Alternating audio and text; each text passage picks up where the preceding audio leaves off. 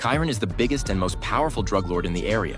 To show everyone his status, he always wears gold teeth, gold watches, and gold chains. He keeps weapons on him at all times. On the outside, he looks like someone you don't want to mess with. But inside, he's actually quite soft. Chiron grew up in a black neighborhood. He was small for his age. Everyone called him the little guy. He never had a father. His mother was addicted to drugs, and her moods were always unstable. Growing up in that kind of environment made Chiron's personality become introverted. Being bullied by other kids was a regular thing. Without a father, he always craved fatherly love. This also made his sexual orientation different from others, and he was often picked on by other kids. One day, to avoid some classmates bullying him, he ran into a drug den. It was there that he met someone who would change his life. The man's name was Juan. He was the biggest drug lord in the area. Maybe he saw a bit of himself in Chiron, or maybe he just thought a kid shouldn't be hanging around a drug den. Juan saved Chiron and took him out for a big meal. Juan was really gentle with Chiron, and Chiron felt that he was nothing like the dangerous drug dealers he'd imagined. After comforting Chiron, Juan wanted to take him home, but Chiron was too shy. He didn't say a word, so Juan took him back to his own house.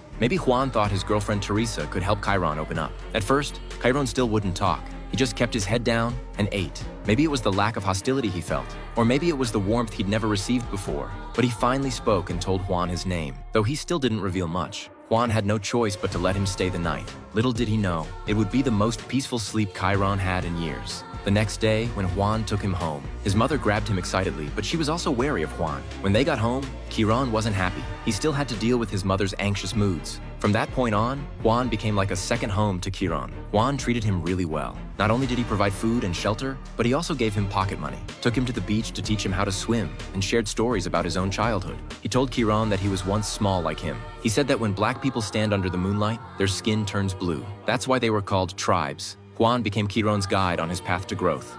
At some point, you gotta decide for yourself who you want to be. Can't let nobody make that decision for you. His words gave Chiron the most important inspiration of his life. Back at home, Chiron poured blue laundry detergent into the bathtub. He wanted to become a moonlight boy.